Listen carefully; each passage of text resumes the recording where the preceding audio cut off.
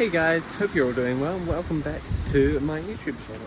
So today I am working on my patrol, putting in some new camp lights. Recently I've been finding myself not having enough light in the back of the car when we're cooking and stuff. And so I went on Temu and managed to find these. These are flush mount 12 volt 1 watt LEDs. They are a warm white, so 3000K. And they'll be perfect for what I'm after. So my plan is to install 1, 2, 3 in these doors, hence the white, as it will blend in quite nicely. Then we're going to put another 2 up here, another 1 here, another 2 in this door, and then I've got 2 more to go on this inside slope. If you have a patrol, you'll sort of see what I mean, and there's not really much light that this factory one puts out. So having these will just be a little bit extra and just a little bit nicer on the tracks, really. So I'm going to put 1 there and 1 there. We also have this handy dandy LED strip. So my plans of this was, I saw on a car in Saudi Arabia, they put a strip along this gutter here.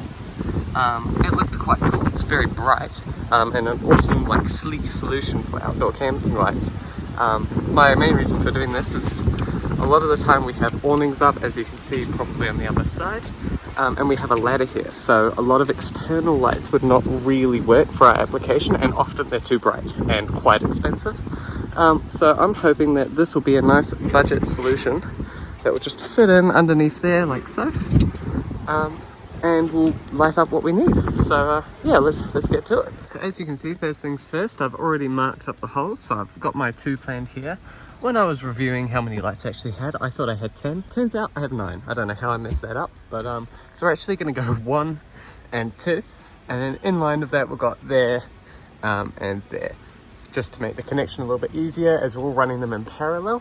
I will draw a diagram to show you how I've wired them at some point in this video, but we're going to go 1 and 2, 3 and 4, and then we're going to go, or whatever there, and then we've got 3 more here.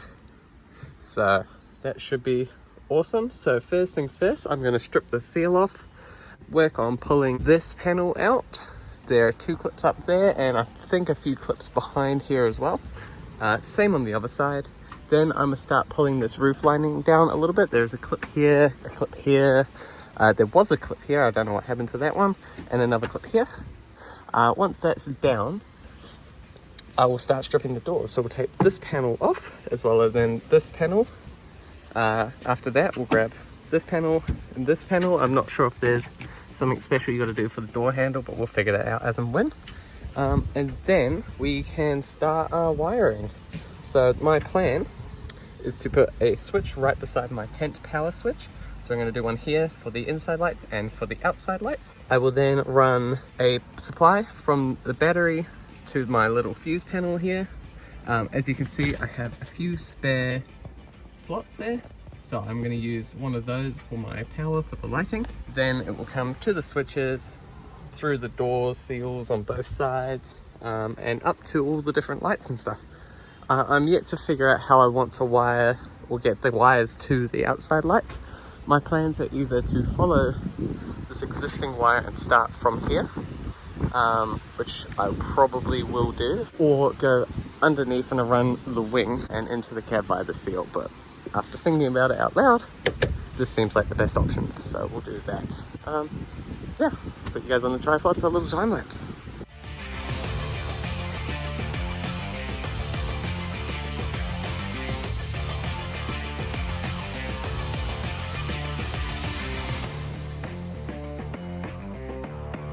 So now I've got all these panels off, so we've got plastic surround for sound deadening and stuff in here. So what I'm going to do now is I am going to check behind here that we can actually put those lights in. So we can, but there is this support. What we might try to do is just see if these lights will fit. They might just fit in without having to drill this out. So what we'll do is we'll try put it in without drilling it out first. If that doesn't work, then we could probably space it a little bit more. It just might have a bit of a gap. I'll see what magic I can do. As you can see, it's one of my other cables that I've hidden up there. So yeah, I'll start drilling out these holes and running cables. I'll update you in a moment. The way I'm going to be connecting my lights in today is I'm going to be using these little things called Wagos. So they're basically a push-in connector. You push the wire in and flick down the lever like so, and it grabs onto it, and it's just an easy connection point. My plan is to put these in here with a bit of silicone. I've just realized that they don't fit, so Alright, so my plan was to use these Wago style connectors, but I've just realized that they don't actually fit in the hole. So, because of that, I'm going to bust out the soldering iron or the crimps, depending on what I have the most of on hand, and solder together the wires in the doors, and fire it down and start pushing through the cable to terminate. Alright, so what we're going to do instead is we're going to use these insulated crimps. I'm going to crimp these together and then feed it in. I'll probably put a bit of silicone on this as well so that whatever it sticks to, it actually doesn't vibrate. Then we'll feed the wire down the door through here, and I'll start wiring on here. Now, I was going to run a separate circuit for it, but because these are only 1 watt, it's going to draw like no current at all. So what I'm going to do is I'm going to tap into the tent lighting circuit, as that has a 10 amp fuse and will be plenty for what the tent will draw. I think the tent draws a maximum of 3 amps with the heated blanket or something close to that. So we'll still be well under our fuse. But even if it wasn't enough, the wiring is rated for 15 to 20 amps. So we can bump the fuse up if need be. So yeah, I'll get to that and then start feeding it in and show you the finished product. But this is basically what one of them looks like. It's nice and sleek. It's like gonna be perfect for what we're wanting. So yeah, it'll be nice and bright hopefully too. Alright, I'll get back to you in a moment. Alrighty, so I've now got these 2 lights in. They're currently silicone, so there is a bit of tape over top of them just to help them dry and stay in the vehicle. I've now run the wire down into the door and through this rubber grommet, and it's popped out here. So it's just a bit of 2 pair that I had lying around. So I'm going to leave that there for now and start working on this other side, which is ready to go, as you can see.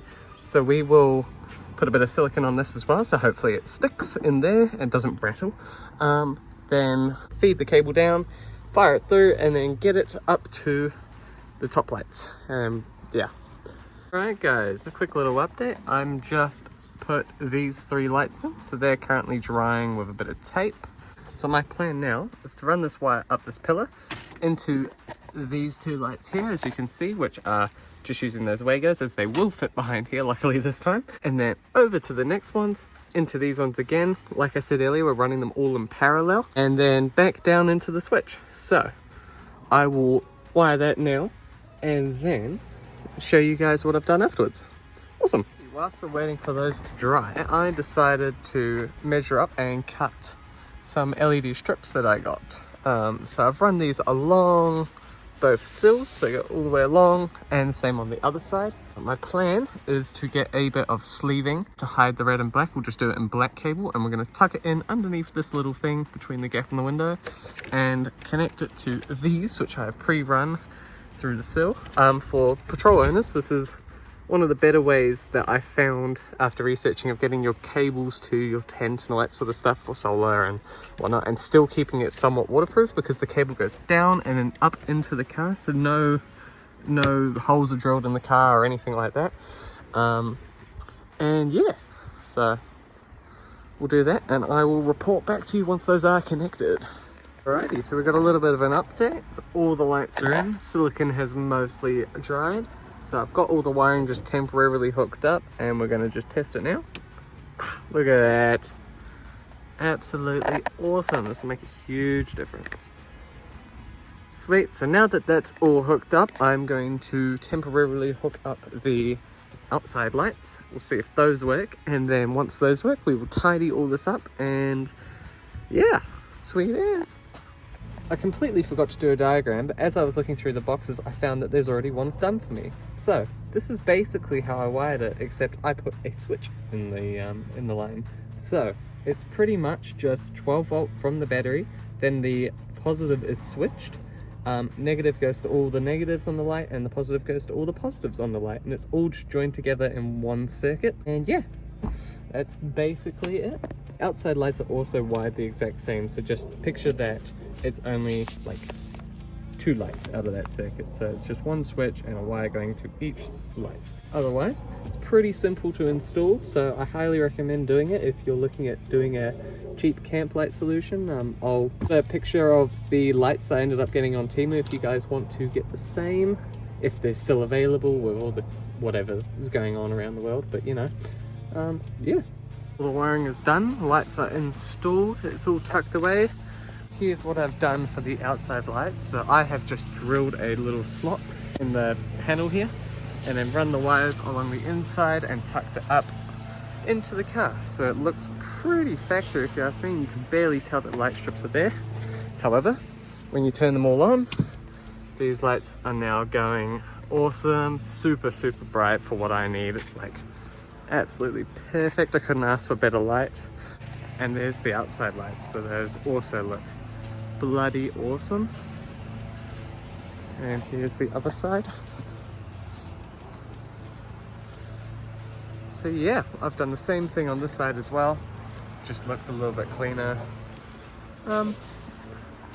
Otherwise, that's pretty much the install done. For those of you who are curious as well, the lights draw 3.5 amps, so just the inside ones tend to draw 900 milliamps, so 0.9 of an amp, and the outside lights draw 2.7 amps. Yeah, for those who are curious. And so now I'm just cleaning up, but thank you guys for watching. I will see you guys all in another video. Cheers.